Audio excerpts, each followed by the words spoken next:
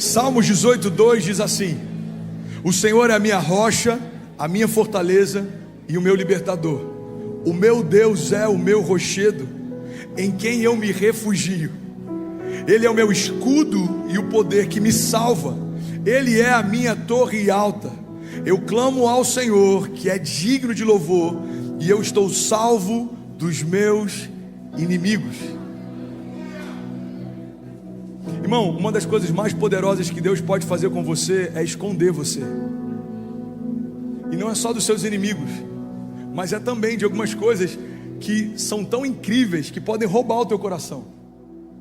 A passagem, que fala a respeito daquele jovem rico, a Bíblia diz que chega um jovem, se apresenta para Jesus e ele fala: olha, eu queria seguir você, eu queria acompanhar você, eu queria fazer parte do seu ministério, eu queria ser do staff da Lagoinha Orlando, eu queria estar junto, eu queria estar perto. Aí Jesus fala: ó, você é um bom homem, você segue toda a lei, mas se você de fato quer me seguir, vende tudo que você tem e me segue.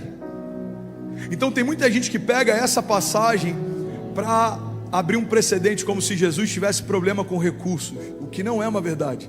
Se Jesus tivesse problema com recursos, não teria um tesoureiro entre os 12 que ele escolheu.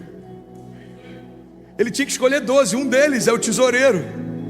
E mesmo roubando da sacola, ainda conseguia manter o ministério de Jesus. Irmão, o que Jesus está falando com aquele jovem não é sobre recursos. O que Jesus está falando com aquele jovem é sobre o problema do coração daquele jovem. Jesus sabia que lá na frente a relação com o dinheiro ia roubar aquele jovem de Jesus. Então o que Jesus está dizendo para ele é: ao invés disso te roubar amanhã, abre mão disso hoje. Irmão, olha para mim. Quando Deus nos esconde de algumas coisas, não são só os inimigos que descaradamente são um problema, mas também são algumas portas de acesso que podem se tornar um problema. Você sabia que tem gente que quando prosperou, não soube manter o coração, e a sua prosperidade acabou se tornando a sua pedra de tropeço? Tem gente que cresceu no ministério e acabou esquecendo quem é que o sustentava e o trouxe até ali, e o crescimento ministerial acabou se tornando a sua pedra de tropeço. Tem gente que se esqueceu do inferno de onde Deus tirou, ou que a vida nem sempre foi como ela está sendo hoje. A gente precisa trazer à nossa memória aquilo que nos dá esperança, mas a gente também precisa lembrar que se não fosse a aliança, a gente tinha parado na primeira batalha em que o inferno tentou parar você, irmão. Se não fosse a aliança de Deus, eu tinha parado em 1988 no ventre da minha mãe, quando os médicos falavam para abortar. Se não fosse a aliança de Deus, eu tinha parado em 2017, quando o meu coração queria parar. Se não fosse a aliança de Deus, você não estava de pé. Você está comigo? Se não fosse a aliança de Deus, você não estaria de pé. É a aliança que te mantém seguro, tanto guardando a nossa vida dos inimigos, quanto guardando o nosso coração, para que a gente não se perca. É por isso que Deus permite alguns processos que mantêm o nosso coração humilde. Ele ama tanto você, que Ele não quer perder você. Vou falar isso de novo, irmão, olha para mim, porque se tem um lugar que ensina a gente a passar por processo, esse lugar se chama América. Faz sentido? É forte, Brasil. Irmão, Deus ama tanto você, a ponto de não poupar você dos processos que vão roubar você dele lá na frente. Eu vi algo, eu não lembro de quem, mas eu achei tão poderoso. Ele estava falando sobre criação de filhos. Ele falou o seguinte: se você quiser curtir os seus filhos, você vai precisar criar os seus netos. Porque todo pai que não coloca limite nos seus filhos, vai ter filhos que depois não vão querer criar os seus netos. Então a dinâmica certa é: você cria os seus filhos para poder curtir os seus netos. Ou você curte os seus filhos, você vai ter que criar os seus netos. Toda criação, a gente precisa aprender a impor limites para que os nossos filhos tenham um coração saudável. A gente precisa em algum momento aprender que o não é mais poderoso do que o sim. Eu falei sobre isso em uma das mensagens que eu preguei aqui. Portas fechadas também são milagres. Eu prefiro uma porta fechada por Deus do que uma porta que Deus não abriu. Você está comigo? Então eu quero que você lembre, irmão, que até o processo que Deus permite que você passe é pelo cuidado que Ele tem. Ele não quer perder você. Ele não quer perder você. Declare com autoridade, diga: a aliança me mantém seguro.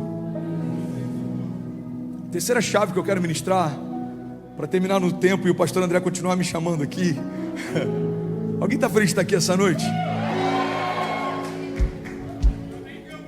é que lá em Miami sempre tem alguém que grita isso. Ainda bem que eu vim, Jesus. A terceira chave que eu quero compartilhar sobre a aliança é que a aliança te sustenta. Declara com autoridade, diga: a aliança me sustenta. Eu vivi algo há alguns anos atrás, há 4 anos atrás, e eu acho que eu já falei isso aqui quando eu morava aqui e fazia parte da Lagoinha Orlando como um dos pastores, mas deve ser novo para alguém que está aqui. Quando a gente casou, a gente não teve festa, a gente acabou o casamento, foi entregar o bem casado na porta da igreja e corremos para uma churrascaria. Não teve festa, não teve glamour, não tinha recursos. A gente casou muito novo, a Kezinha tinha 16 para 17, eu tinha acabado de fazer 20 anos, e a gente casou. E eu lembro que a Kezinha sempre falava que ela queria muito ter tido uma festa de casamento, e eu nunca pude dar. E aí eu, como um homem inteligente, joguei para 10 anos a promessa. O que eu não sabia, que 10 anos passa muito rápido. Quem é pai de menina aí sabe do que eu estou falando, irmão. Ela é a sua princesinha no seu colo. Daqui a pouco você abre os olhos e uau, ela já está falando de namorado, o príncipe já está transicionando. Hã? Não, né, Cleito? É complicado, irmão. Eu estou com 2 lá em casa agora, que o Senhor me fortaleça. E eu falava: amor, com 10 anos a gente vai fazer uma festa incrível. Então tá bom. Aí com 7 anos eu falei: ó, faltam 3. Com 10 anos a gente vai fazer uma festa incrível. 9 anos, eu falei: Jesus, é ano que vem. Aí quando chegou no 10º ano, a Kezinha falou: amor, nossa festa é de casamento, de bodas. Aí eu falei: amor, impossível. Ela falou: como assim impossível? Eu falei: impossível, só se Deus fizer um milagre. Cara, você precisa ter uma aliança com alguém que é mais crente do que você, mais apaixonado por Jesus do que você, porque Ele vai trazer equilíbrio na tua jornada. É melhor serem 2 do que 1, amém? Quando eu falei, só se Deus fizer um milagre, na hora que a Zé se alegrou, falou assim: então vai acontecer. Já peguei. Deus vai fazer um milagre e a gente vai ter nossa festa de 10 anos. Aí passam algumas semanas, uma pessoa entra em contato com a gente, uma ovelha nossa lá do Rio, e falou: Kezinha, um casal de fotógrafos procurou a gente, eles querem fazer um casamento para portfólio, e queriam saber se eu e meu namorado a gente queria fazer, mas eu lembrei de vocês que vão fazer bodas. Eu falei: ó, os meus pastores, eles vão fazer bodas, e eu acho que seria legal vocês oferecerem isso para eles. Aí o fotógrafo entrou em contato, falou com a Kezinha, e eles falaram: olha, não se preocupa com nada, a gente vai conseguir o espaço, a gente vai conseguir a decoração, e vai fazer um casamento fake, mas para vocês vai ser o álbum que vocês não tiveram de casamento. A gente falou: maravilhoso. Aí está se aproximando do casamento. Aí eles falam: olha, a gente contou a história de vocês para alguns fornecedores, e uma pessoa do buffet falou que ele quer ajudar com o buffet. Então a gente pensou, já que o casamento é de verdade, o lugar é de verdade, a decoração é de verdade, os fotógrafos são de verdade, o filmmaker é de verdade, por que a gente não faz logo um casamento de verdade? Aí a gente falou: eu acho que é uma boa ideia. E aí, para resumir, com 10 anos de casado, a gente teve o casamento dos sonhos, e eu acho que eu gastei uns R$800 como ajuda de custo simbólico para o cara do buffet. Irmão, uma das melhores casas de festas, um dos melhores fotógrafos, um dos melhores filmmakers, um lugar incrível, e a gente estava lá vivendo o sonho. Você está comigo ainda? Diga amém. E aí alguns vão falar: irmão, o que isso tem a ver com a mensagem de hoje? Vou te explicar. A gente chega lá no dia do casamento, da bodas, aí o cerimonialista vai apresentando pra gente: ó, tinha uma árvore aqui, aí tinha um ninho vazio, então a gente pegou o ninho, e a Cecília vai entrar com as alianças dentro desse ninho. O que vocês acham? Uau, maravilhoso. Então tá bom, aqui vai ter as cadeiras, vocês vão ficar aqui, vão entrar aqui. Aí eles falaram: só tem um problema. Essa árvore aqui que está no meio das cadeiras, a gente pediu pro zelador do sítio, o jardineiro, arrancar, mas ele não conseguiu arrancar. Ele começou a cortar, e aí do nada, quando ele estava cortando, ele começou a chorar. E tá eu e Kezinha ouvindo a história. Como assim ele começou a chorar? Cara, a gente não entendeu nada na hora, mas ele cortou os primeiros galhos, ele começou, e dava para você ver todas as marcas de machucado no tronco da árvore. Era um pé de tangerina, eu nunca vou me esquecer disso. Ele falou, num determinado momento ele parou e começou a chorar. Ele falou: eu não consigo. A gente perguntou para ele: o que está acontecendo? Está tudo bem com o senhor? Ele falou: eu não consigo cortar uma árvore que dá fruto. E aí a gente queria saber se tem problema para vocês manter essa árvore. Eu falei: essa árvore somos nós. Porque no primeiro ano de casado a gente quase divorciou, Porque quando eu estava no ápice do meu ministério, meu coração quase parou. Eu fiquei usando fralda, 35 dias internado, fui para o CTI. Porque quando a Cecília estava para nascer, que a Zinha teve bipolaridade, a gente passou uma maior dificuldade financeira. Eu precisava de ajuda para pagar as contas. Porque quando a Cecília nasceu, a gente morava na Rua dos Fundos, na Casa dos Fundos, na Rua Estados Unidos. Deus pode mover alguém que mora na Casa dos Fundos da Rua Estados Unidos para liderar um avivamento na América. Deus pode fazer o sobrenatural se tornar natural. Deus pode tornar o impossível inevitável. Você está comigo? Diga amém. Agora, naquele dia, cara, eu aprendi algo com Deus que me marcou para sempre. Eu quero liberar isso sobre você. Deus não corta árvore que dá fruto. Pastor, mas a palavra de Deus diz que Ele corta para dar muito fruto. Pois é, podar para dar fruto é uma coisa, cortar para finalizar a tua história é outra. Os inimigos querem acabar com a tua história, mas o que Deus quer fazer com você é fazer você frutificar mais e mais e mais e mais. Então levante suas mãos em nome de Jesus, declara com autoridade, diga: os processos de Deus são uma poda de Deus para que eu frutifique mais. Diga: a aliança de Deus é o que me sustenta. Diga: eu creio que nenhuma lágrima será esquecida. Diga: eu creio que as minhas marcas apontam para o meu milagre. Diga: eu creio que Deus me sustenta com a palma das suas mãos. Você crê nisso? Você pode celebrar Jesus no seu lugar. Você pode, pelo amor de Deus, irmão, fazer barulho. Aleluia. Aleluia. Hebreus 13:5 diz: eu não te deixarei, eu não te desampararei. Isaías 49:15: pode uma mãe que amamenta o seu filho se esquecer dele, mas eu todavia jamais me esquecerei de você, diz o Senhor. Salmos 3:3 diz: tu, Senhor, é o escudo que me protege, é a minha glória e me faz andar de cabeça erguida. O louvor pode subir para parecer que a gente está finalizando. Salmos 103:1 diz: bendiga ao Senhor a minha alma, bendiga ao Senhor todo o meu ser, bendiga ao Senhor a minha alma. E não se esqueça de nenhuma das suas bênçãos, porque é Ele que perdoa todos os seus pecados, é Ele que cura todas as suas doenças, é Ele que resgata a sua vida da sepultura e o coroa de bondade e compaixão. É Ele que enche de bens a sua existência, de modo que a sua juventude se renova como águia. Será que alguém, pelo amor de Deus, pode declarar: eu creio nisso, Jesus, eu creio na Tua palavra, eu creio que ela é verdade, eu creio. E aí, tudo bem? Você acabou agora de assistir um vídeo. Se você ainda não está inscrito, já se inscreve também no nosso canal, ativa esse sininho aqui embaixo de notificação e toda vez que eu fizer uma live ou estiver transmitindo uma mensagem ao vivo, você vai ser um dos primeiros a saber. Mas eu deixei mais 2 indicações aqui que eu espero que façam muito sentido para você. Então já aproveita e clica para assistir a próxima mensagem, beleza? Seja bem-vindo ao time de incendiários e eu espero de verdade que essas mensagens mudem a sua vida como elas têm mudado a minha também. Até a próxima. Valeu. O tema da mensagem de hoje é mais forte do que o medo. E a gente precisa entender que o medo, ele é forte, não é fraco. Ele é poderoso, ele não é qualquer sentimento. Mas ainda assim é possível ser mais forte do que qualquer sentimento. Porque o sentimento, ele tem um ponto sensível.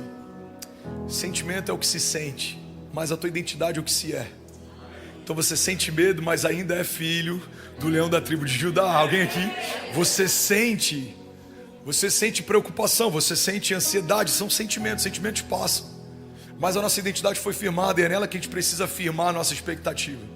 A minha identidade está firmada em algo que foi estabelecido antes do que aquilo que eu sinto me alcançar. A minha alma está angustiada, isso é passageiro. A minha alma está alegre, isso é passageiro. Agora, quem eu sou? Eu sou quem Deus diz que eu sou. Eu tenho o que Deus diz que eu tenho. Eu posso o que Deus diz que eu posso. Alguém está comigo? Diga amém.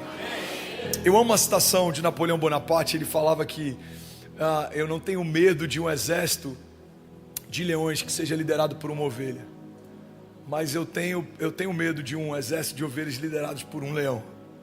Porque a identidade do líder fala muito a respeito do que está se construindo. A gente precisa entender que existe um cabeça no corpo, e esse cabeça é o próprio Jesus. É Ele quem garante você, é Ele quem respalda você, é Ele quem sustenta você, é Ele quem fala por você. Então, por mais que existam vozes ao nosso redor, há uma voz sobre nós. Por mais que existam ruídos ao nosso redor, há uma palavra sobre nós. Alguém está pegando isso aqui? Diga amém. E a gente ouve isso tantas vezes, que às vezes entra no modo automático. O entendimento de que há uma palavra sobre mim, que antecede a minha existência, deve gerar em mim segurança. O entendimento de que há uma promessa, que ela foi estabelecida antes da crise chegar, antes do medo chegar, antes do sentimento chegar, antes da preocupação chegar, deve ser o nosso lugar de refúgio, é o nosso marco zero, onde a gente volta quando tudo dá errado. Porque está tudo bem sentir medo, eu sinto, você sente, está tudo bem a gente ter preocupações, eu me preocupo, você se preocupa. Agora a gente precisa voltar para esse marco zero, é o lugar da gente recalcular a rota, como eu falei no último encontro. Esse lugar em que a gente volta e a gente se aquieta, e a gente se acalma, e a gente revisita palavras, e a gente relembra promessas. É nesse lugar que Deus coloca as coisas no seu devido lugar.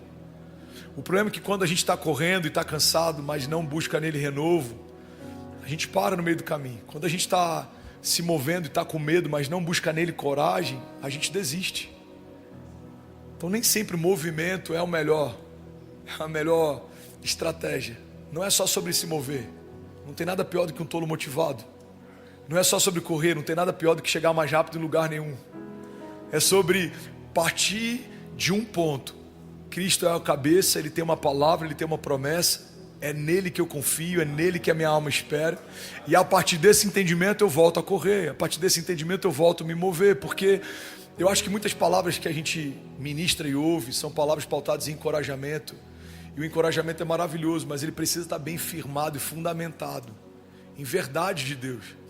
Porque senão a gente só está motivado, encorajado. A gente está correndo, feito um maluco, atrás do vento, indo para lugar nenhum.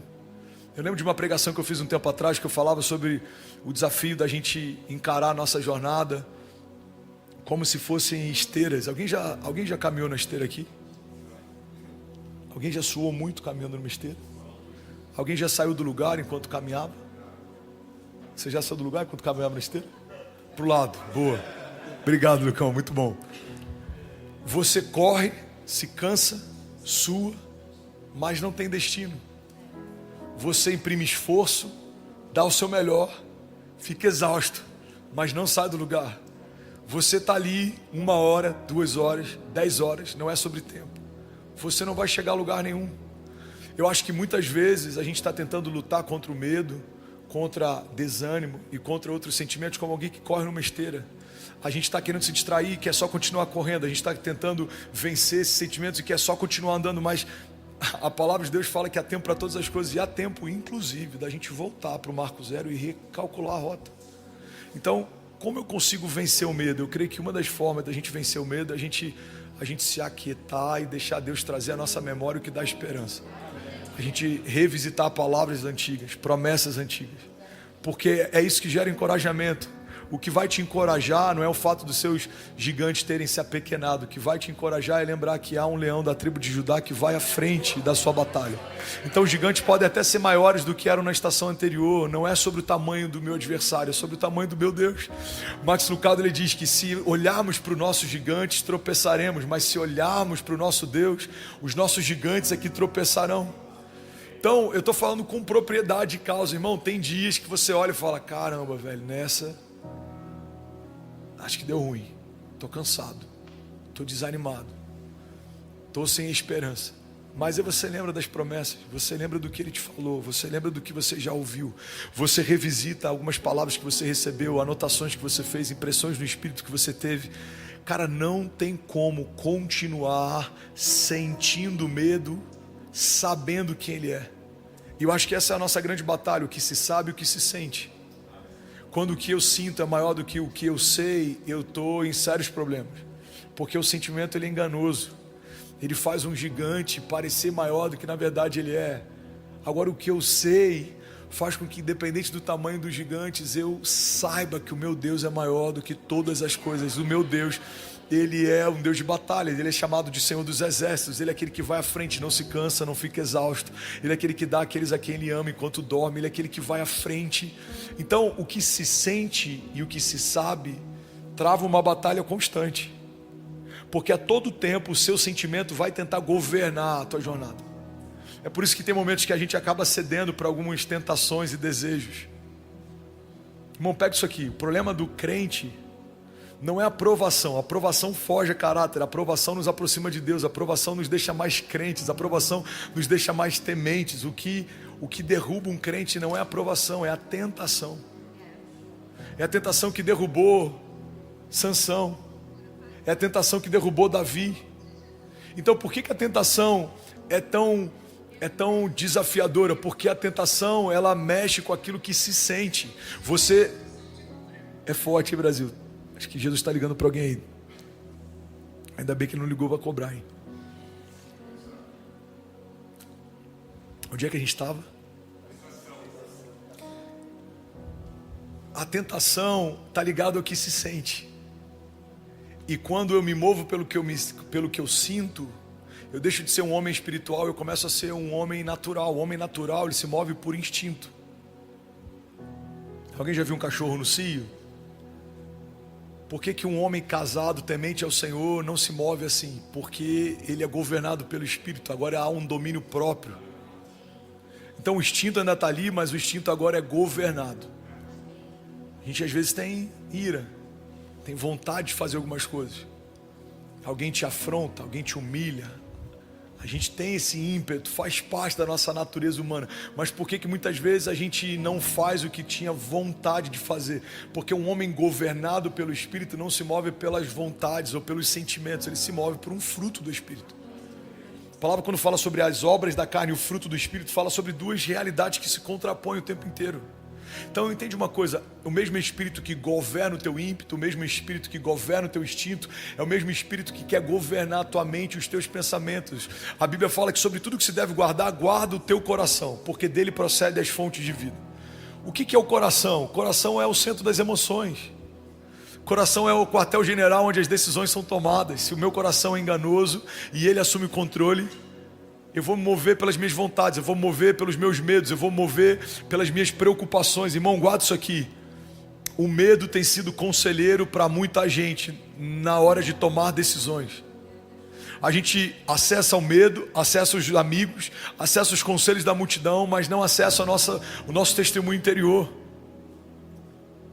Então, você está diante de um mar fechado. Qual o sentimento que Moisés tem? Medo. Natural. Agora, qual é a garantia que ele tem? Uma palavra. Pega o cajado e toca o mar. Eu vou abrir caminho. E ele pega o cajado e toca o mar. E o caminho se abre. Aí ele avança. Agora os exércitos estão vindo contra eles. O próprio Deus que abriu o caminho fecha caminho. E aí eles veem os inimigos morrendo afogados. E agora tem fome. Não, olha para o céu. Do céu vai vir pão. Agora eles têm sede. Não, toca na rocha. Da rocha vai vir água. Irmão, você acha que Moisés não teve medo? Ele deve ter sentido medo em toda a jornada, em toda a travessia, em todo o tempo, durante os 40 anos. Mas acima do medo havia uma palavra. Mais forte do que o medo havia uma promessa. Então, o medo, ele é poderoso, não se engane. Ele já fez muitos heróis da fé fracassarem. Ele já fez muitos heróis da fé contemporâneos fracassarem. Ele pode fazer você abortar um sonho. Então não é sobre a gente subjugar o medo, mas é sobre a gente colocar as coisas no seu devido lugar. O medo tem uma porção, tem uma autoridade, tem um peso. Mas a promessa, mas a palavra, mas o caráter do Deus que me chamou, mas o poder daquele que opera tudo em todos, se sobrepõe ao medo.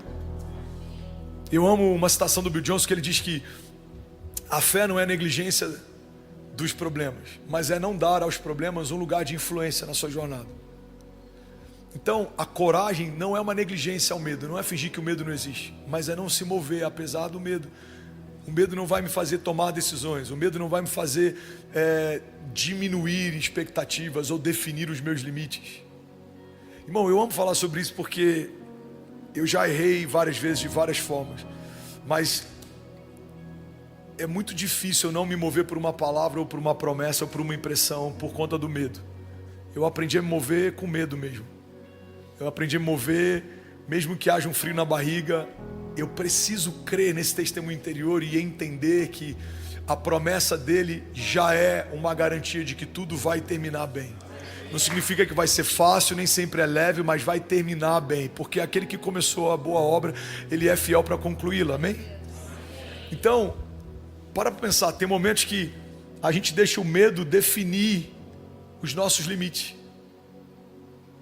Existe um Deus que definiu os limites do mar, o diálogo entre Deus e Jó. Existe um Deus que definiu os limites da terra. Existe um Deus que definiu os limites da gravidade. Existe um Deus que definiu todas as leis da física. Esse mesmo Deus definiu os meus limites, aonde começa a minha história e onde termina ela. Mas a gente em algum momento, sem perceber, dá acesso para que o medo ou outros sentimentos nos governem e nos limitem, nos definam. Irmão, você já foi definido. Já há uma definição sobre você. Você já foi estabelecido. Não há espaço na sala do trono de Deus para um diálogo a respeito da tua identidade. Ela já foi formada. A Bíblia diz que quando você era informe no ventre da mãe, ele já te via, já se relacionava com você, ele já tinha relacionamento com você. Então, quando o mundo tenta nos deformar, o Evangelho vem para nos transformar, porque já há uma forma original. A palavra de Deus fala a respeito de uma mudança na mente, uma metanoia. Não vos conformeis. A Bíblia fala a respeito de uma transformação, de uma renovação. Ou seja, há uma forma original, o pecado trouxe uma deformação, mas o Evangelho traz uma transformação. Você foi trazido de volta para a forma. E qual é essa forma, esse formato, esse design? Você foi feito imagem e semelhança do Criador. É o inferno que treme quando você se posiciona. É o inferno que treme quando você entende. É o inferno que treme quando você se move, não o contrário. Mas eu estou ministrando para você, ministrando para mim. Tem muitos momentos que a gente esquece quem é, e por esquecer quem é, esquece o que carrega, e por esquecer o que carrega, a gente tem medo do futuro. Futuro é um termo, é uma palavra, é uma verdade, é um princípio que deve encorajar os cristãos e não amedrontá-los. Quando a palavra futuro é citado, você fica...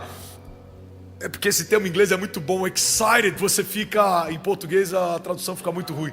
Você fica empolgado, você fica animado, ou você fica preocupado, angustiado. Se tem algo que o cristão deveria manejar bem, a ponto de liderar em qualquer momento, é o futuro. O mundo deveria olhar para a gente e falar assim: olha, eu até discordo de algumas coisas no culto à linguagem, a roupa, as músicas, mas uma coisa a gente tem que reconhecer. Ninguém lida com o futuro como o povo de Deus. A palavra de Deus diz que a mulher sábia, ela olha para o futuro e sorri.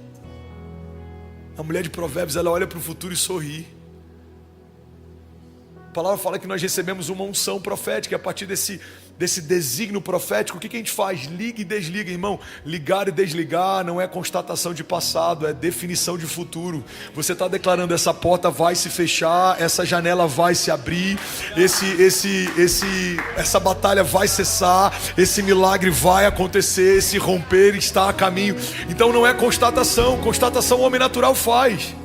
Você pega um cara que não crê em Deus e fala: como foi ano passado? Ele vai te dizer. Agora você pega um cara que crê em Deus e pergunta: como serão os próximos anos? Só ele pode falar, porque ele carrega a palavra profética. Ele liga e desliga, ele estabelece, reivindica. Alguém comigo aqui? Então, aonde o medo trabalha, milita? No futuro. Ninguém tem medo do passado, o passado já foi. Ninguém tem medo do presente, o presente está acontecendo. Agora entende isso, irmão. Assim como o medo só trabalha no futuro, a esperança, ela mora no futuro. Aonde está a minha esperança? A minha esperança está no Deus que fez os céus e a terra. A minha esperança está no cumprimento de cada promessa. A minha esperança está naquilo que o Senhor preparou, numa mesa preparada na presença dos inimigos, no livramento, no escape. A minha esperança está no cumprimento da promessa, na plenitude dela. A minha esperança está no braço forte do Senhor. A minha esperança está na voz que vem como o som de muitas águas e invade o meu lugar secreto e o meu lugar de medo e de crise e ressignifica todas as as coisas. A minha esperança está no derramar do Espírito sobre toda a carne, no vento impetuoso que move coisas de lugar. A minha esperança está na moeda de ouro que vem da boca do peixe, que vai suprir toda necessidade, no caráter do Jeová Jireh, do Deus da provisão. A minha esperança está no toque do Jeová Rafa. Eu sei que se eu apenas tocar na orla das vestes dele, eu serei sarado. Não é uma esperança passada, é uma esperança futura. Eu sei que se eu tocar nas orlas das vestes dele, ou seja, haverá um encontro, haverá um toque, e ao toque haverá uma liberação, e haverá virtude, e haverá cura, e haverá testemunho, e haverá novidade de vida. Eu sei que mesmo que a multidão tente me calar, enquanto eu grito, Jesus, filho de Davi, tem compaixão de mim, haverá misericórdia. Eu sei que eu só tenho 5 pães e 2 peixinhos, e é toda a minha porção, mas se eu entregar nas mãos certas aquilo que seria o meu lanche, alimentará uma geração, e uma geração após outra geração contará a respeito das grandiosidades dos feitos de Deus. Eu preciso trazer à memória aquilo que me dá esperança. Alguém comigo aqui, diga amém. Aleluia, aleluia, aleluia. Então o futuro habita, o medo habita no futuro, a esperança também. A promessa habita no futuro, a preocupação também. O que é uma preocupação? É estar ocupado de forma prévia com algo que ainda não aconteceu. Eu estou preocupado. E qual o problema de caminhar preocupado? É que diariamente você tem ocupações, batalhas, levantes. Então quando o levante de hoje te encontra, ele te encontra exausto porque você já está socando o vento, tentando lutar com o gigante de amanhã. A gente trata problemas que não são como se já fossem, e às vezes não consegue tratar milagres que não são como se já fossem. Então o gigante nem chegou, mas eu estou com medo dele chegar. A crise não chegou, mas eu estou com medo dela chegar. O problema não aconteceu, mas eu estou com medo dele acontecer. Não. Vamos tratar o que não é como se já fosse. Para o lado bom, a boa notícia ainda não chegou, mas vai chegar. O médico ainda não disse que teve cura, mas ele vai dizer. A porta ainda não se abriu, mas vai abrir. Alguém comigo aqui? A provisão não chegou, mas está a caminho. Ele não é homem para que minta, nem filho do homem para que se arrependa. Se ele disse que vai acontecer no céu, já aconteceu. Eu preciso crer nisso, e eu preciso descansar na certeza de que isso é uma verdade. Se não é só alegoria, fé não pode ser alegoria, irmão. Fé não pode ser alegoria. Não, eu acredito que vai acontecer. A gente vive dizendo para todo mundo que crê em milagres, mas faz de tudo para não depender de um. E eu me tornei viciado em me mover em estações que eu dependo de um milagre. E se ele não fizer? Se ele não fizer, eu fecho minha Bíblia, eu abro mão da minha jornada, eu vou fazer outra coisa, porque não dá para ser crente em Cristo Jesus, caminhar debaixo de uma palavra dele e em temor, e não ter uma confiança de que está a caminho a minha resposta. Porque o Senhor conhece o nosso coração. Guarda isso aqui.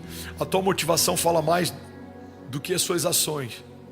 Então eu prefiro errar com a motivação certa, porque o Senhor que conhece a pureza do meu coração recebe como oferta até o meu erro feito de forma ingênua, singela, do que quando eu faço algo com consciência de que não é o que Deus espera de mim, mas para todo mundo soa como puro. Irmão, o coração do homem é enganoso, mas Deus caminha nesse lugar. O coração do homem é terra que ninguém anda, mas Deus passeia nesse lugar. Então o que Ele espera de mim? Eu creio que Ele espera ver em mim o ímpeto de um filho corajoso debaixo de uma palavra, mais do que alguém que fica falando que é zeloso, mas na verdade talvez seja só um medroso travestido de alguém, como é que eu vou dizer? De alguém. Tem muito, guarda isso aqui, irmão, tem muito religioso travestido de zeloso. Não é zeloso, ele só tem medo. Tem muito religioso travestido de prudente. Não é prudência, é medo. E às vezes os corajosos e ousados, eles são mal compreendidos porque erram mais, mas erram mais porque fazem mais. Erram mais porque fazem mais. Quantos homens devem ter aconselhado Neemias a não fazer o que fez? A maior parte deles, em nome de Deus, aconselhavam. Quantos aconselharam Jesus a não se entregar como se entregou o próprio Pedro, apóstolo de uma igreja primitiva. E quando fez isso, de que foi chamado? Satanás. Para trás de mim, Satanás. Por quê? Guarda isso aqui, irmão. Porque quem não vive de forma ousada, em busca de um propósito, mesmo que custe tudo, vai defender o erro como se fosse zelo. O que Pedro está fazendo é defender o engano. Ele está falando, não, vamos te poupar disso. Não, a gente vai te proteger, a gente vai te blindar. Jesus fala, para trás de mim, Satanás. A redenção não é um engano, a redenção é o motivo pelo qual eu vim à terra. O verbo encarnado precisa ser crucificado, porque a partir dessa crucificação eu vou abrir um vivo e novo caminho. Eu vou restaurar e reconciliar. Quantos conselheiros teriam dito para Neemias, não sai do palácio, permanece? Quantos teriam dito para Jesus, não se entrega, foge? Quantos teriam dito para Pedro, não coloca o pé para fora, é mais seguro dentro? Eu não sei ao certo quantos tinham, mas se estavam só os discípulos, eram 12, e só um voltou molhado para dentro do barco, mas só um voltou com uma memória de como é andar sobre as águas com o mestre. Então quem você é? Você é daquele que prefere permanecer seco, no lugar aparentemente seguro? Ou você é daqueles que a história vai falar a respeito dos feitos que você viveu com Deus? Sim, estou voltando molhado, mas caminhei sobre as águas com Jesus. Sim, estou voltando molhado, mas eu sei o que é andar sobre as águas com Ele. Sim, estou voltando molhado, mas quando Ele me disse vem, eu fui. E quando eu afundei, Ele estendeu as mãos e imediatamente me trouxe de volta. Porque é melhor ver uma mão estendida do Senhor me trazendo de volta para o lugar que eu deveria permanecer do que nunca ter estado nesse lugar. Irmão, guarda isso debaixo da unção do Senhor. Somos mais fortes que o medo. O medo, ele existe, ele está ao nosso redor, ele vem tentando nos abater, mas há uma palavra que chegou primeiro, há uma promessa que se estabeleceu primeiro. Quem é esse que até o vento e o mar lhe obedecem? Diziam os discípulos. É aquele que estabeleceu a tua promessa, o teu futuro, a tua casa, é aquele que firmou as tuas palavras no lugar seguro, é aquele que está te chamando para andar com Ele sobre as águas. Alguém comigo aqui, diga amém. Glória a Deus. Aleluia. Aleluia. Aleluia. A gente vê isso em Davi, um homem segundo o coração de Deus. Errou porque de forma precipitada, talvez por querer apressar a chegada da presença de Deus na cidade, tentou facilitar a logística. Colocou um carro de bois no lugar do ombro dos sacerdotes. Eu não sei a motivação. Sinceramente não acho que foi economia de gasto. A história de Davi não dá margem para isso. Ele nunca economizou nada para entregar tudo para Deus.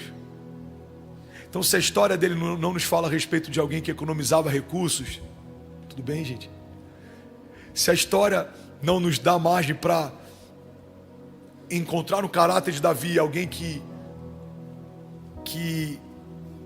economizava recursos ou esforços, eu não acho que foi sobre recursos. Davi não era alguém que fazia de forma intencional a quebra de princípios. Ele construiu uma casa para Deus porque ele começou a se incomodar com o fato de habitar num palácio e a presença de Deus está resumida a uma tenda. Agora, se a gente for olhar para a história de Davi, eu vejo um homem que o ímpeto dele era fazer algo que alegrasse o coração de Deus. Então eu creio, eu posso estar equivocado, que ele errou talvez tentando acelerar o tempo do retorno da presença para a cidade. E quando isso acontece, alguém é fulminado porque tocou no que não deveria tocar. Mas Davi é poupado e tem uma segunda chance para fazer de novo do jeito certo, no tempo certo. Bom, guarda isso aqui. A gente vê vários heróis da fé que até erraram tentando fazer o certo, mas a motivação era pura e o coração era reto. Quando a minha forma erra, não é levado em consideração porque a motivação com que eu fiz era correto. Mas quando a minha forma parece reta aos olhos dos homens, mas a minha motivação, ela não é agradável aos olhos de Deus, isso é muito preocupante. Ser mais forte que o medo significa se mover de forma ousada debaixo de uma palavra, mesmo que me custe tudo, mesmo que em alguns momentos eu tropece, mesmo que em alguns momentos eu fale, mesmo que em alguns momentos eu me canse, mesmo que em alguns momentos eu desanime. Eu preciso trazer a memória e recomeçar. Por quê? Porque há uma palavra de Deus estabelecida sobre mim que é mais forte do que as circunstâncias, do que os tropeços, do que o que está ao meu redor, do que a força dos ventos, do que o volume dos ruídos. Há uma palavra de Deus que me garante. Davi era um homem segundo o coração de Deus, e ele nos ensina um princípio. Ele fala: mesmo que eu ande por um vale de sombras e morte, mal nenhum eu temerei, porque tu, Senhor, estás comigo. Cara, o cenário é tenebroso, existe morte ao redor, ou pelo menos a sombra dela, mas a garantia do salmista é a certeza da presença de Deus. Então o lugar não é o melhor, a presença ao meu redor não é a melhor presença, o que me cerca não é talvez o melhor ambiente para eu estar, mas uma coisa eu me garanto: o Senhor está comigo, Ele está no meio do vale, Ele vai me levar a pastos verdejantes, Ele vai me guiar mansamente em águas tranquilas, o cajado dele me protege, Ele me respalda, Ele me guia. Alguém comigo aqui, diga amém.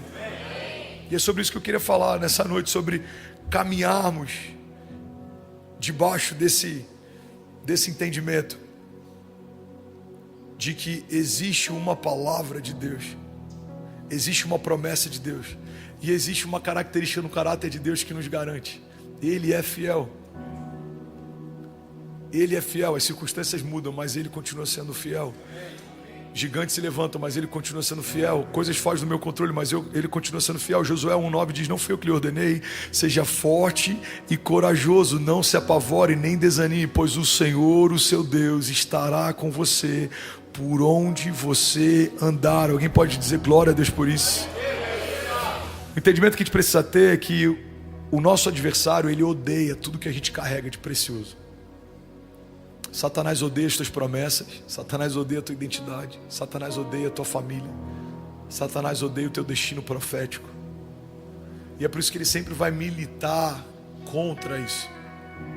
E a pior coisa que a gente pode fazer é ceder à pressão, porque alguém que está desencorajado, alguém que está amedrontado, em algum momento pode aceitar um plano B como sendo resposta.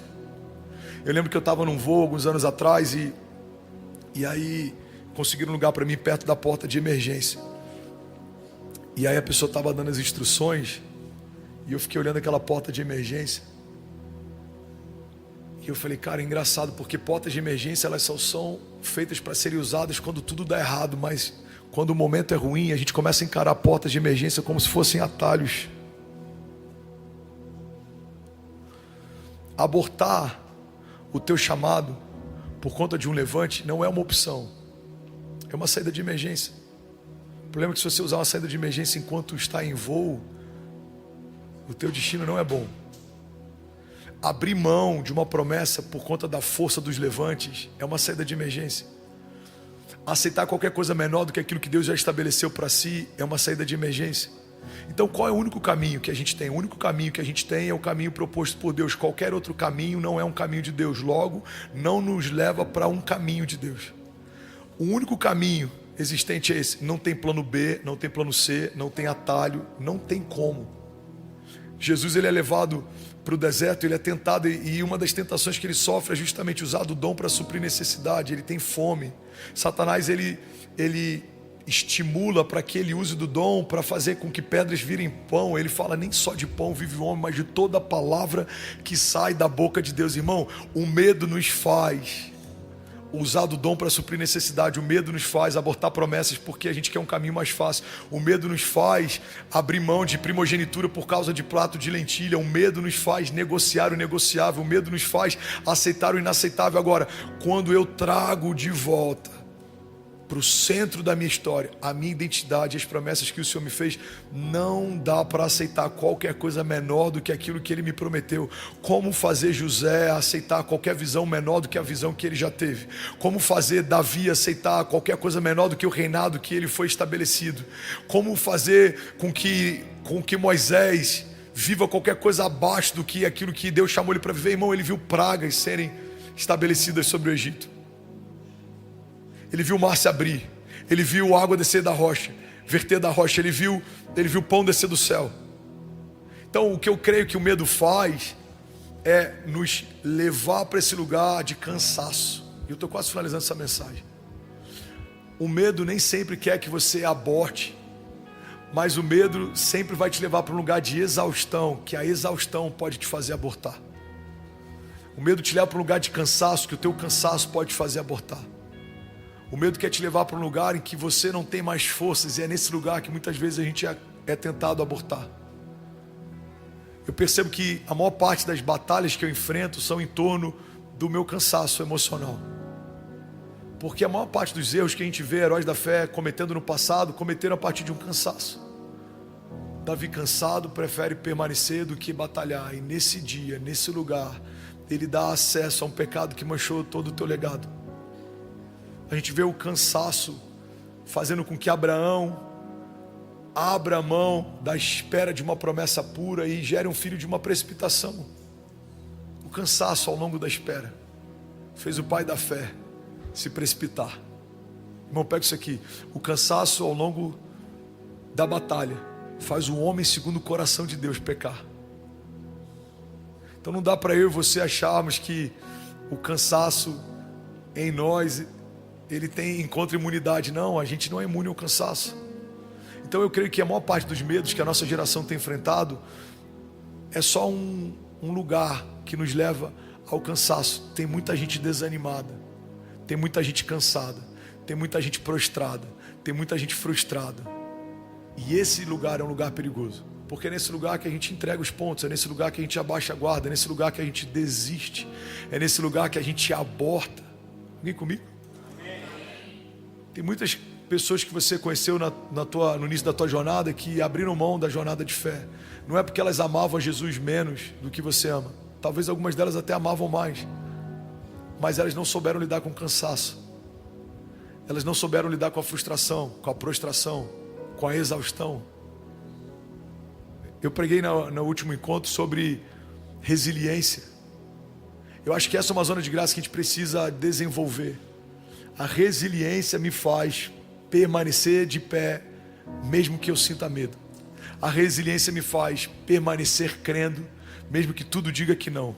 A resiliência me faz permanecer meditando nas promessas, mesmo que toda hora chegue uma notícia ruim.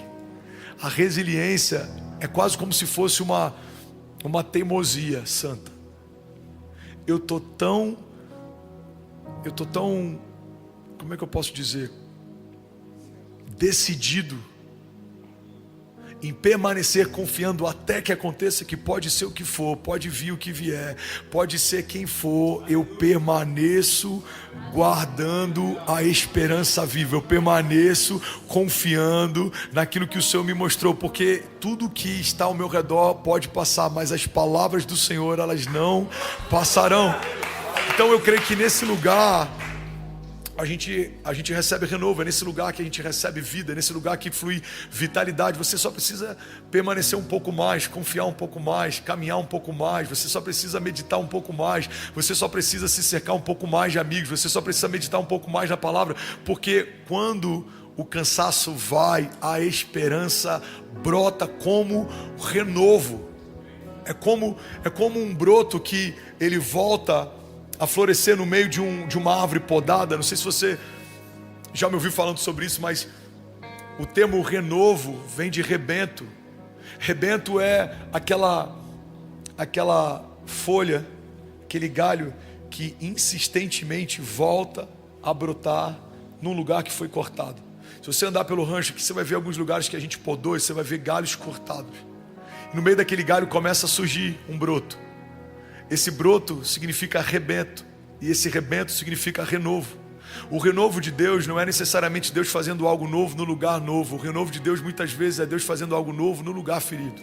É Deus fazendo algo novo no lugar cansado. É Deus fazendo algo novo no lugar quebrado. É Deus fazendo algo novo no lugar que todo mundo dizia não tem como mais vir vida daí. É nesse lugar que o novo de Deus surge, ressurge. Ele não pede licença, ele não pergunta se dá para acontecer, ele simplesmente acontece.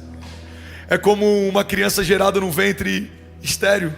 É como aquele broto que a gente vê surgindo no meio do asfalto. Alguém já viu uma planta surgindo no meio do asfalto? Cara, aquilo ali nada mais é do que uma promessa que insiste em florescer, mesmo que o cenário seja adverso.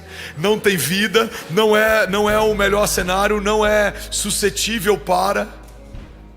Mas ele não perguntou para o tempo, para o clima. Ele simplesmente ressurgiu, renasceu. Isso é evangelho. Evangelho é redenção. Redenção é resgate. Resgate é ser trazido de volta para o lugar de origem. E é para esse lugar que Deus quer chamar a gente. E como que a gente vai para esse lugar? Quando a gente começa a caminhar a despeito do medo, apesar da crise, acima de todo sentimento. Eu termino voltando no lugar que a gente começou. É quando a gente decide por um desses dois lados. Vou caminhar pelo que eu sinto ou vou caminhar pelo que eu sei? Fé não é o que se sente, fé é o que se sabe. O que eu sinto hoje? Eu sinto cansaço, eu sinto medo, eu sinto preocupação. O que eu sei que o meu Deus é fiel. Eu sei que o meu Deus é justo. Eu sei que Ele é bom. Eu sei que Ele recompensa. Eu sei que dele não se zomba. Aquilo que a gente semeia, a gente colhe. Então as certezas a respeito de Deus me fazem permanecer, mesmo quando os meus sentimentos falam ao contrário. Amém? Alguém recebe isso aqui? Então feche teus olhos, eu quero ministrar sobre você. Aleluia. 2 Coríntios 4,16. Por isso não desanimamos, embora exteriormente estejamos a nos desgastar, interiormente estamos sendo renovados dia após dia. Pois os nossos sofrimentos leves e momentâneos estão produzindo para nós uma glória eterna que pesa mais do que todos eles. Assim, fixamos os olhos não naquilo que se vê, mas naquilo que não se vê. Pois o que se vê é transitório, mas o que não se vê é eterno. E aí, tudo bom? Você acabou de assistir uma mensagem aqui do nosso canal. Eu tenho certeza que ela te edificou e que ela vai gerar algo novo em você. E a gente separou mais 2 vídeos. Eu quero deixar essas indicações aqui para você continuar queimando com Jesus. E eu quero muito te fazer um pedido também. Se essa mensagem te edificou, comenta aqui embaixo, segue o canal e me ajuda a compartilhar para que mais pessoas sejam tocadas também. Deus te abençoe. Sabe, hoje eu quero falar sobre resiliência. É um assunto que eu amo. Posso dizer que eu domino, mas tenho bastante marca nessa área, porque a resiliência é a capacidade de recomeçar, é a capacidade de permanecer de pé, crendo numa promessa mesmo quando o vento é contrário. Resiliência é a capacidade de manter os seus olhos numa promessa que te foi feita, independente da opinião alheia, ou do teu cenário, ou do lugar que você está, do momento que você vive. Acho que a resiliência, se fosse para a gente trazer ainda mais clareza, é a capacidade de alguém transitar entre o momento atual e o momento futuro. Eu sei como vai ser e eu sei que o meu momento presente não é o que ele prometeu. Então ele ainda não terminou o que ele começou. Alguém está comigo? Diga amém. A Bíblia diz que aquele que começou a boa obra, ele é fiel para concluí-la. Resiliência é sobre isso. É sobre permanecer, Léo, até que se cumpra. Porque eu gosto de dizer que o milagre não é para quem merece. O milagre é para quem não desistiu. Então aquela mulher que sangrava, ela não merecia mais do que algumas que continuavam sangrando. Mas talvez no meio desse caminho, durante aqueles anos de sangramento, algumas desistiram. Algumas ficaram pelo meio do caminho. Alguns leprosos, eles desistiram. Alguns enfermos desistiram. Mas a Bíblia fala a respeito de alguns que não só não desistiram, como eles provocaram seus milagres. Aquele cego que gritava: Jesus, filho de Davi, tem compaixão de mim. A Bíblia diz que a multidão tentava suprimi-lo, tentava calar a voz dele, mas quanto mais tentavam sufocá-lo, mais alto ele gritava. Eu acho que a resiliência é você entender que você é como aquele cego que está a um toque de ser curado. É quando a gente entende que a gente é como aquele enfermo que está a um toque de Jesus viver algo novo. E por mais que as vozes ao nosso redor tentam calar a nossa voz interior, existe algo dentro de nós que nos faz lembrar: aquele que está passando por aqui é fiel para mudar história, para liberar destinos, para sarar feridas. Alguém comigo aqui diga amém, glória a Deus.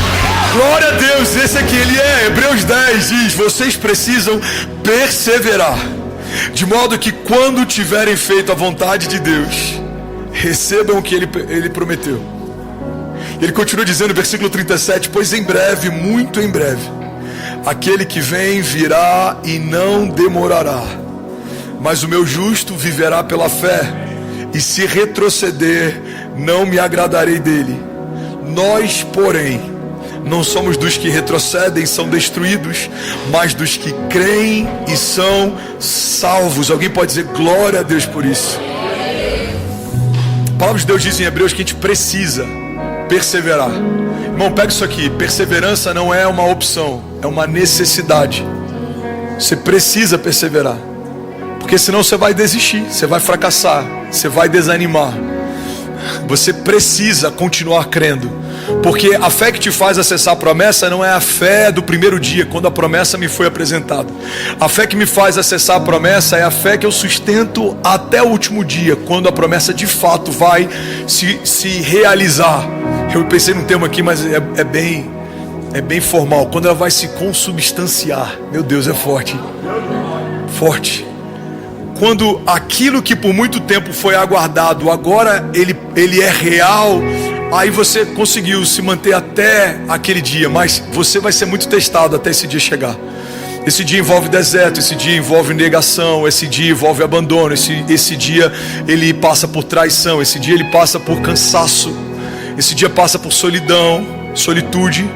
Mas quando a gente persevera, a Bíblia fala que aqueles que perseverarem, eles verão o cumprimento daquilo que Deus prometeu. E é sobre isso que eu quero falar nessa noite. Alguém está comigo? Diga amém. Amém. Significado de resiliência diz assim, dentre vários significados, um dos que mais me chamou a atenção é que a resiliência é a capacidade de se recobrar facilmente, ou de se adaptar à má sorte, se adaptar às mudanças.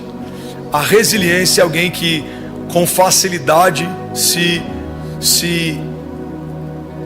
adapta, ressignifica, recomeça.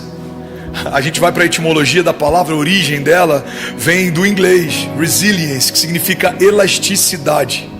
E aí, cara, eu lembro que quando eu estava ministrando sobre isso algum tempo atrás, eu lembrei de um vídeo que eu assisti, de um cara que tinha uma plantação de trigo, e ele falava sobre a diferença entre o joio e o trigo.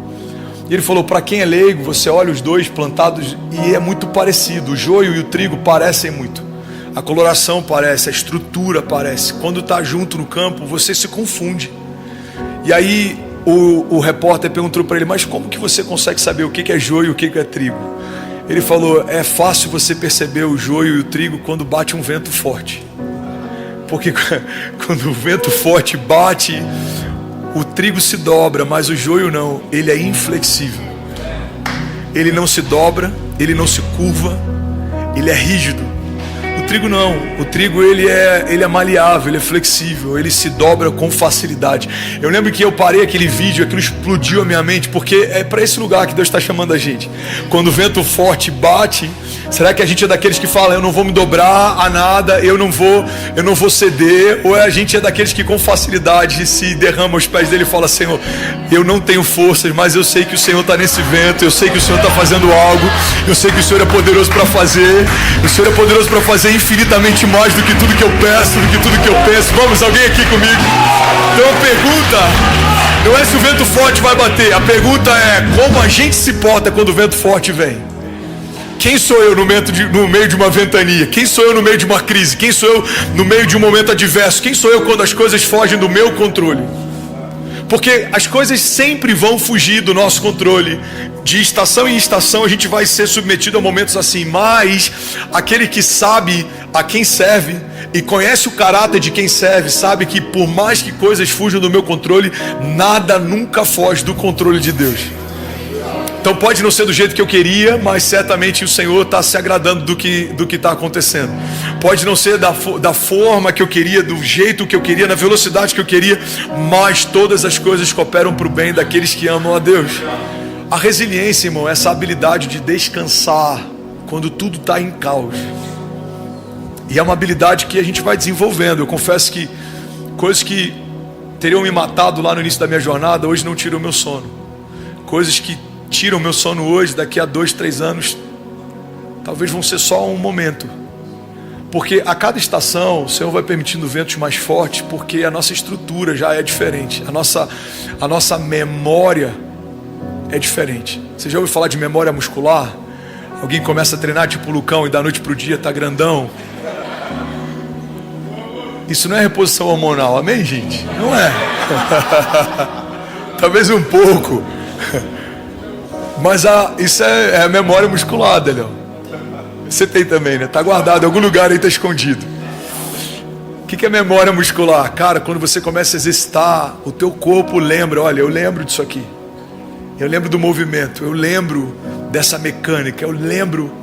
Porque o que acontece quando o músculo se desenvolve? Você tem uma ruptura das fibras e aquilo, eu vou usar um termo bem fácil da gente entender, é como se essas rupturas gerassem uma quebra. E aí o nosso corpo ele vai lá e reconstrói. Só que várias vezes isso sendo desfeito e reconstruído, sendo ferido e reconstruído, isso vai gerando aumento de massa muscular. A nossa estatura espiritual, ela não é construída da noite para o dia e nem é dada por presente. Ela é construída a partir de rupturas. Ela é construída a partir de decepções. Ela é construída a partir de frustrações. Porque todas as vezes que o Senhor permite que a gente se frustre com algo da terra, a gente começa a aprender a confiar e esperar mais em algo dos céus. O salmista, quando ele diz, eu elevo meus olhos aos montes, de onde vem o meu socorro, ele está dizendo, eu desisti de esperar da terra, não é daqui que vem a minha resposta. É dos céus que vem a minha resposta, é de lá que vem o meu socorro, é de lá que vem o meu refúgio, é de lá que vem os rios fluem de lá, a provisão vem de lá, o abrigo vem de lá. Faz sentido? Então por que Deus permite algumas frustrações com a terra? Porque se deixar, a gente começa a confiar tanto naquilo que é palpável, que a gente vai se esquecendo que o mais poderoso acontece no reino que é invisível.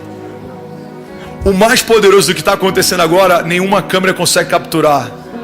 Você pode ter o maior número de pixels, você pode ter o melhor obturador, você pode ter melhor iluminação. O que está acontecendo aqui é belo aos olhos, mas o que a gente não consegue ver é poderoso.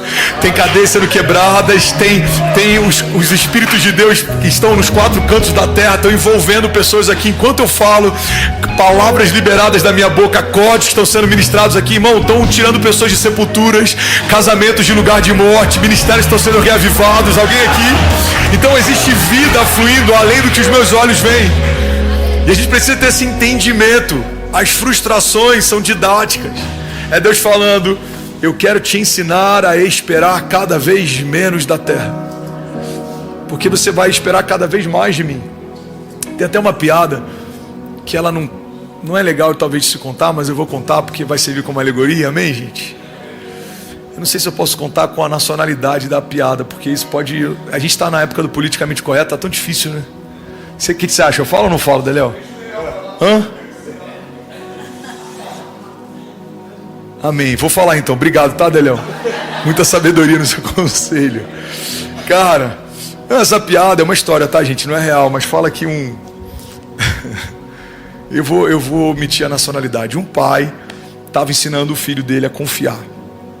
E aí ele falou assim, filho, vem correndo e pula no colo do papai que eu te seguro. E aí o filho, não pai, eu tenho medo. Não, você não precisa ter medo, pode confiar. Tem certeza, pai? Tenho.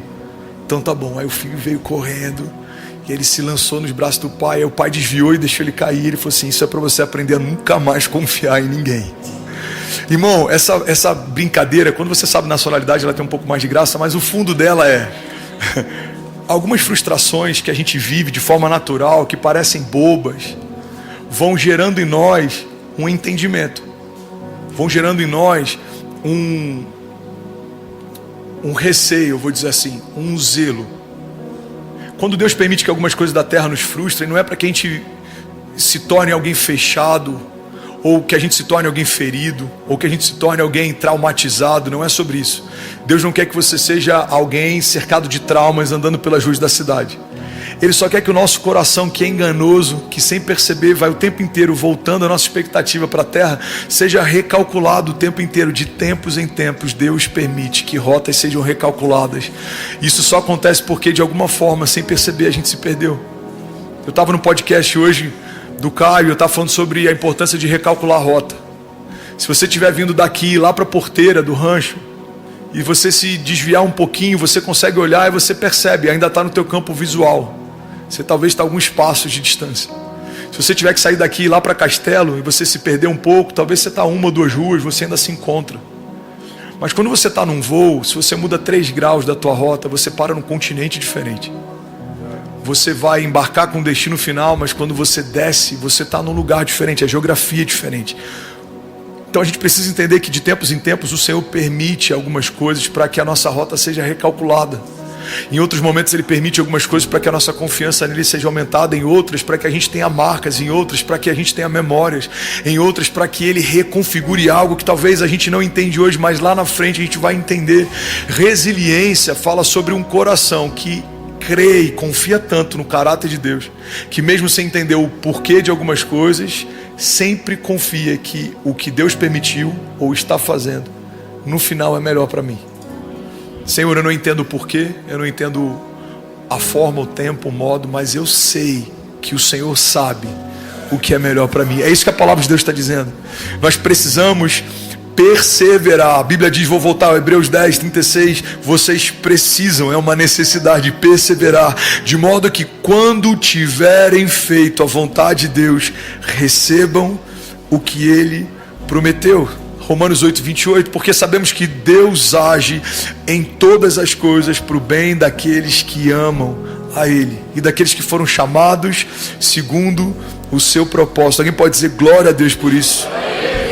Salmos 30, eu amo os Salmos, porque a gente vê aqui o salmista em vários momentos ele está sendo extremamente vulnerável.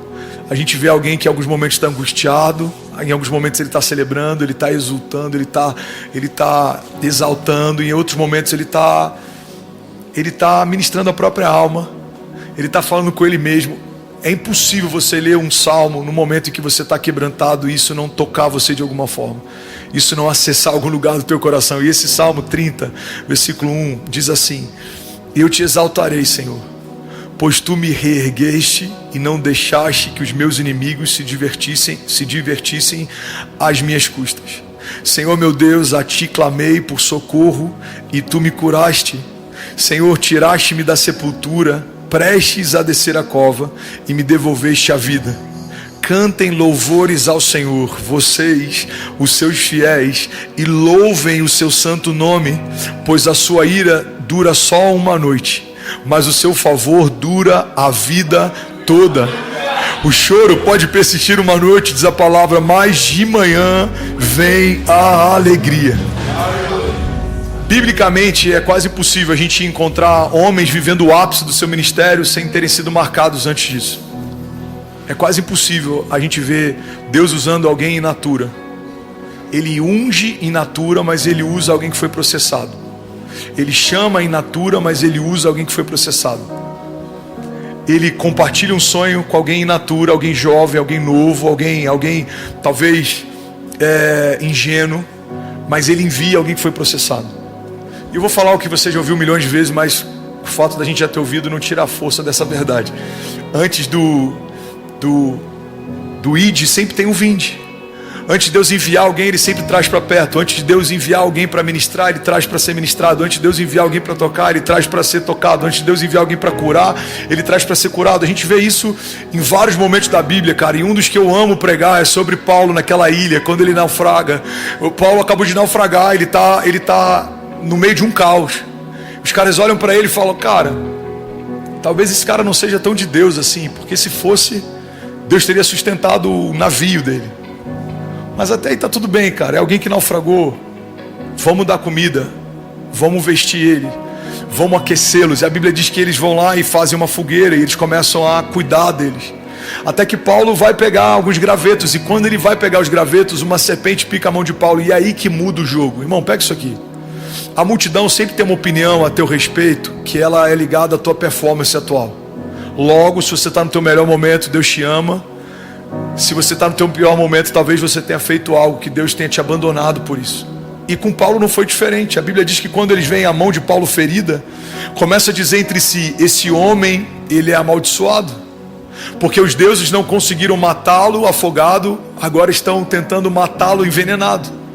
Então a multidão sempre vai entender que cada estação que a gente passa, que não é favorável aos nossos olhos, ela é a manifestação, a expressão de um castigo de Deus.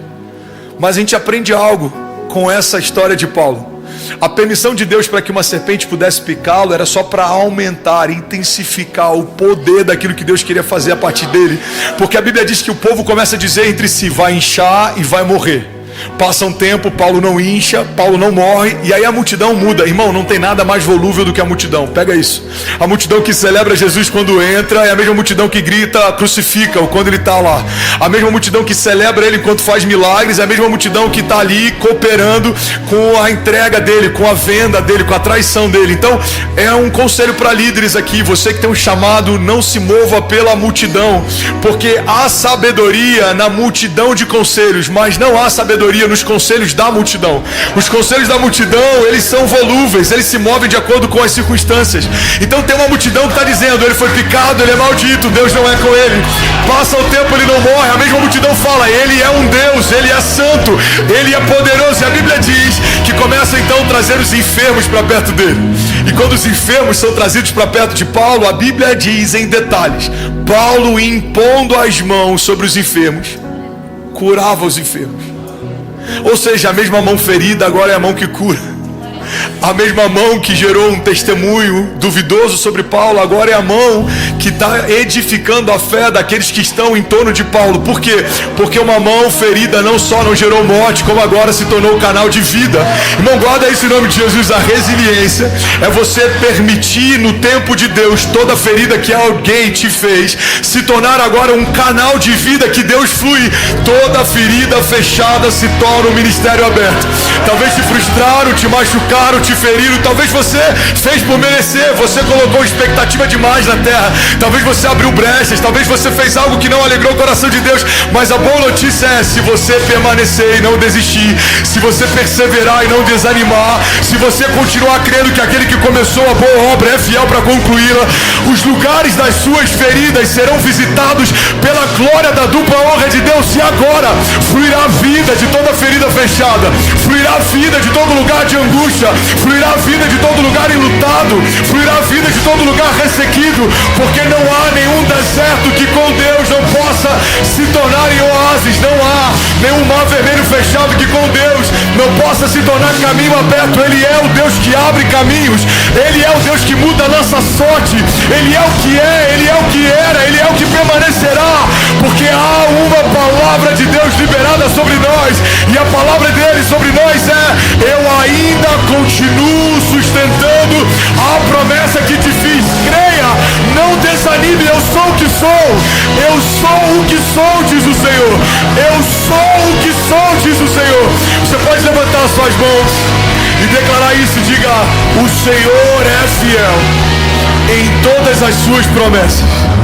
Diga: eu sei que aquele que começou a boa obra é fiel para concluir, e das minhas feridas o Senhor vai fazer fluir rios de vida.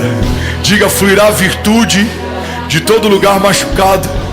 Diga: fluirá autoridade, poder, unção, dupla honra de todo lugar onde já houve vergonha ou humilhação, porque o meu Deus é especialista em transformar crises em testemunho.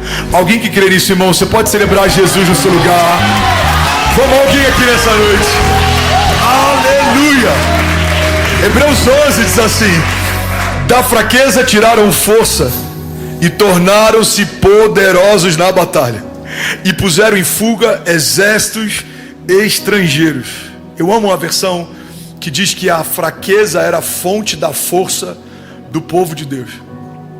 Irmão, se Deus usa a matéria-prima que a gente rejeita como algo suficiente para gerar o que a gente deseja, pega isso aqui. A gente precisa entender que o nosso nada nas mãos certas se torna tudo que a gente precisava. As nossas crises na mão certa se torna tudo que a gente precisava. Faz sentido? Porque a palavra de Deus diz que da fraqueza tiraram forças, ou seja, a matéria-prima da força de Deus é a fraqueza do homem. Diga ao fraco: eu sou forte. Então, se a minha fraqueza vira força, a minha angústia vira regozijo, alegria. A minha humilhação vira dupla honra. A minha vergonha vira dupla honra. A Bíblia diz que no lugar da vergonha opera a dupla honra de Deus.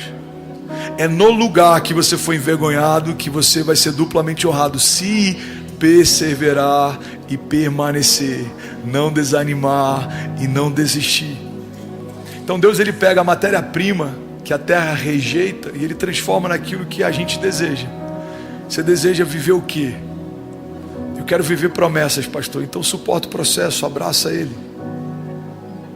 Uma coisa que Deus tem falado comigo, que tem, cara, queimado meu coração, e eu tenho falado em alguns lugares, a gente precisa ter esse entendimento que deserto já é promessa.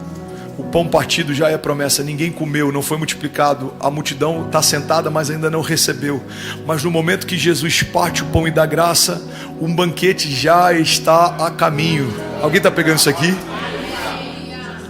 Então a arca já é promessa. Não veio o dilúvio, mas já tem algo acontecendo. O deserto já é promessa. Ainda não estamos numa terra que emana leite e mel, mas também não estamos mais debaixo da escravidão do Egito. Então eu preciso entender que esse ato que acontece entre esses dois momentos, o momento que Deus me prometeu algo e o momento em que Deus vai cumprir algo, cara, esse ato se chama processo. E só resiste ao processo quem é resiliente, quem consegue suportar o peso. E é para esse lugar que Deus está te chamando, porque a palavra de Deus diz que é da fraqueza que Ele tira forças. Eu não sei você, irmão, mas eu nunca tive tão fortalecido no Senhor, porque eu nunca me senti tão enfraquecido, cansado.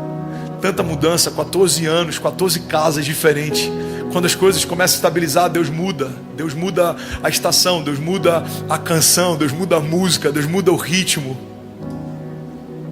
E aí se eu me perguntasse, Senhor, para que isso? Para te tornar mais forte, porque nessa nova estação você está mais fraco, e aí eu posso me revelar mais para você, e eu posso fazer mais a partir de você, e eu posso fazer mais através de você. Alguém está pegando isso aqui? Diga amém. Resiliência, ela é sobre caminhar por fé. Salmo 126 diz assim: aqueles que semeiam com lágrimas, com cantos de alegria colherão. Porque aquele que sai chorando enquanto lança a semente, voltará com cantos de alegria, trazendo os seus feixes. O que significa caminhar por fé? Caminhar por fé significa você desativar todos os outros modos do teu painel de instrução, do teu painel de instrumento. Imagina que você está num voo. Eu não sei se você já teve essa oportunidade de estar num cockpit de um avião, ou de ver isso em algum filme. Tem momentos que eles voam visual, tem momentos que eles voam por instrumentos. Perde a visibilidade, não dá para enxergar nada, você tem que confiar no radar. E aí, dependendo de como o céu está, se é um céu de brigadeiro, se é um céu favorável, ou se é um cenário mais crítico, você pode acionar piloto automático, ou você precisa assumir o controle. Eu creio que tem momentos que Deus permite algumas turbulências para que a gente retome o controle. Eu creio que tem momentos que, como a gente está cansado, Ele permite que a gente descanse e Ele assume o controle. A gente precisa entender que turbulência não significa uma sentença, é só uma nuvem, ela passa. A gente precisa entender que céu de brigadeiro é maravilhoso, mas não é assim para sempre, ele também passa. E esse é o desafio da jornada da fé: entender que nada é absoluto, a não ser Deus e a sua própria natureza. As únicas coisas absolutas são o Senhor e a sua natureza. A natureza dele é infalível, ele é imutável, não há variação no seu humor, ele é o mesmo ontem, hoje e para sempre. As suas promessas, elas são inflexíveis, uma vez declaradas por ele, permanecem pulsando e vivas. Mesmo que eu não as viva, elas continuam sendo verdade. Agora, qualquer coisa que não seja o Senhor e a sua natureza não é absoluto. Tudo passa. O dia mau passa, o dia bom também. O choro passa. As portas abertas nesse cenário talvez em que tudo coopera também. Aí você vai falar: pastor, mas e aí, as portas se fecharam, vai ser assim para sempre? Não, daqui a pouco vai abrir de novo e portas maiores se abrem. Pastor, agora o céu tá pesado, vai ficar assim para sempre? Não, daqui a pouco se abre de novo e se abre numa dimensão ainda maior, porque tudo é cíclico.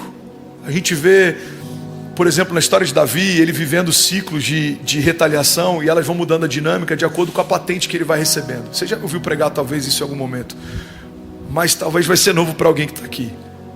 Davi, enquanto pastor de ovelhas, ele tem uma autoridade sobre animais, por isso ele milita contra animais. Quem resiste à autoridade de Davi é a urso e o leão. Mas Davi, agora ungido rei, começa a sofrer a resistência de um rei, porque a patente que ele carrega agora é uma patente de reinado.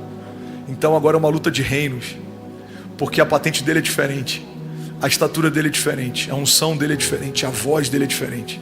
Quando Davi fala, agora os pastores tremem e os reis também. é um rei ungido por Deus. Cara, isso é muito forte. Agora, enquanto ele tinha uma autoridade sobre animais, os reis nem sabiam da sua existência. Ele vai lá levar comida para os irmãos, ele vê aquele gigante, e aí a história você já sabe, ele vence o gigante, e aí o rei manda perguntar quem é o pai desse menino. Davi entra na história e sai da invisibilidade a partir de uma batalha, mas até então ninguém sabia quem ele era. Mas o céu já sabia. Então os céus tratam um menino como rei, porque isso é o que eu mais amo no Evangelho. Deus sempre nos chama daquilo que a gente é antes da gente se tornar. E é por isso que ele tem tanto ciúme dos seus, porque quando você está tocando em alguém que Deus já vê pronto, você não está tocando no menino, você está tocando num rei, você está tocando num governador, você está tocando num apóstolo, você está tocando... Alguém está comigo aqui? Você está tocando num profeta, você está tocando num ungido. Então a terra olha e fala, é só um menino que transporta comida, é só um menino que ninguém conhece. Os céus falam, não. Ele é o rei que vai substituir o rei em exercício. Ele é alguém que a bandeira vai estar até a volta de Jesus com o símbolo do reinado dele. Não, ele não é qualquer um.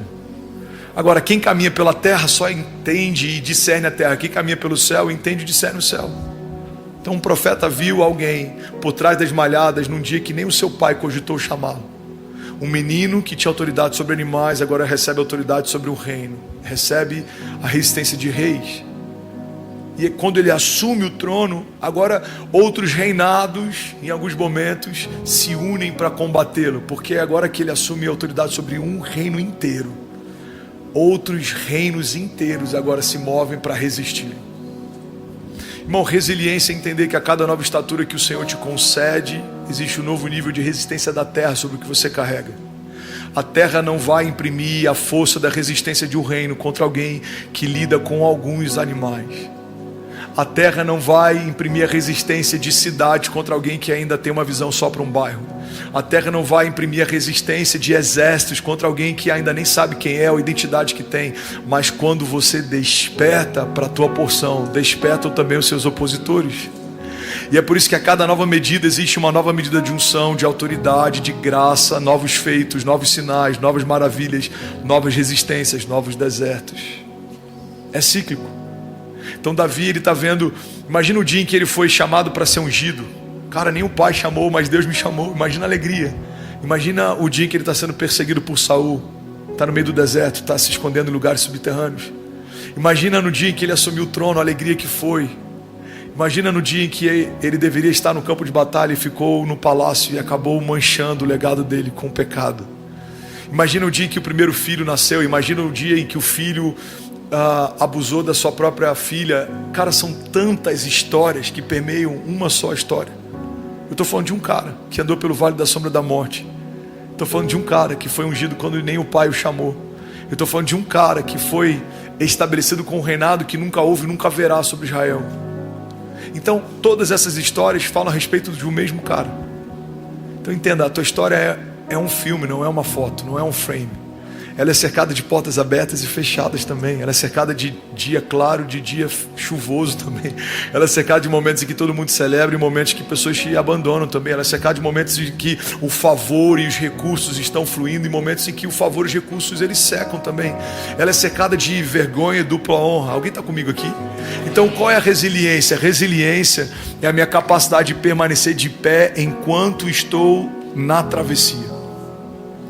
A resiliência nada mais é do que a expressão da confiança de alguém na travessia. Porque você pode voltar para onde você veio. Muitos fizeram isso. Pedro fez isso quando achou que Jesus talvez não fosse o Messias aguardado. Era só um homem usado por Deus. Ele volta a pescar. Aqueles homens no caminho de Emaús fizeram isso. Quando tiveram notícia, se desanimaram, houve desesperança e eles voltaram para o caminho em que antes eles estavam. Agora, se a gente voltar quando algo fugir do nosso controle, significa que a gente desistiu. A obra é incompleta. Mas se a gente permanecer, independente de como as coisas estão, existe um homem que vai nos encontrar no meio do nosso caminho de Emaús, e ele vai trazer à nossa memória aquilo que nos dá esperança, e ele vai fortalecer o nosso coração cansado. Alguém está pegando isso aqui? Feche teus olhos, eu quero ministrar sobre você. O Senhor vai fortalecer o teu coração cansado. o Senhor vai manter a tua consciência nas promessas e não tanto nos problemas. Se você entregar para Ele o controle de todas as coisas, o Senhor quer se revelar para você no seu dia mau, no dia da tua falta, no dia em que coisas fogem do teu controle. Ele só está te ensinando a confiar nele e saber que mesmo quando tudo parece ter fugido do teu controle, nada fugiu do controle do Senhor. Ele ainda tem o controle sobre todas as coisas. Basta uma palavra dele e céus e terra se curvam. Ele libera uma palavra e Lázaro volta a viver. Ele libera uma palavra e o mar se abre. Ele libera uma palavra e as estrelas se apresentam em ordem, em cadência, cada uma delas chamada por ele pelo nome. Ele libera uma palavra e o ventre estéril se torna lugar perfeito para gerar o Messias. Basta uma palavra do Senhor. Então a palavra que eu tenho para você é: permaneça até que se cumpra, permaneça até que se abra, permaneça até que Ele faça, permaneça até que aconteça aquilo que o Senhor declarou que aconteceria. Porque os nossos olhos, eles fraquejam, eles falham, os nossos sentidos naturais, eles muitas vezes eles são enganosos, o nosso coração é enganoso, mas o Senhor está dizendo: eu ainda sou aquele que te prometeu, eu ainda sou aquele que te fez a promessa quando nada existia. Continue crendo, não desista, porque da fraqueza eu te farei tirar forças. É desse lugar que você verá a minha força falando por você, fazendo por você.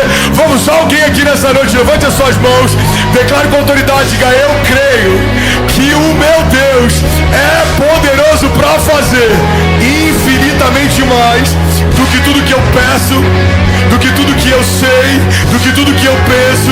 Diga: eu sei que cada lágrima semeada no meu dia mau é como uma semente poderosa que vai gerar no tempo certo uma frutificação sobrenatural. Alguém que crê nisso pode celebrar Jesus aqui nesse lugar. Aleluia. Vamos, alguém aqui? Efésios 6:10, eu vou terminar, diz assim: finalmente fortaleçam-se no Senhor e no seu poder. Vistam toda a armadura de Deus para poderem ficar firmes contra as ciladas do diabo. Pois a nossa luta não é contra pessoas, mas contra os poderes e autoridades, contra os dominadores desse mundo de trevas e contra as forças espirituais do mal nas regiões celestiais. Por isso, vistam toda a armadura de Deus para que possam resistir no dia mau e permanecer inabaláveis depois de terem feito tudo. Feche teus olhos, eu quero ministrar sobre você. A palavra de Deus diz que esse estado em que Ele nos encontra inabaláveis só se manifesta depois que a gente fez tudo.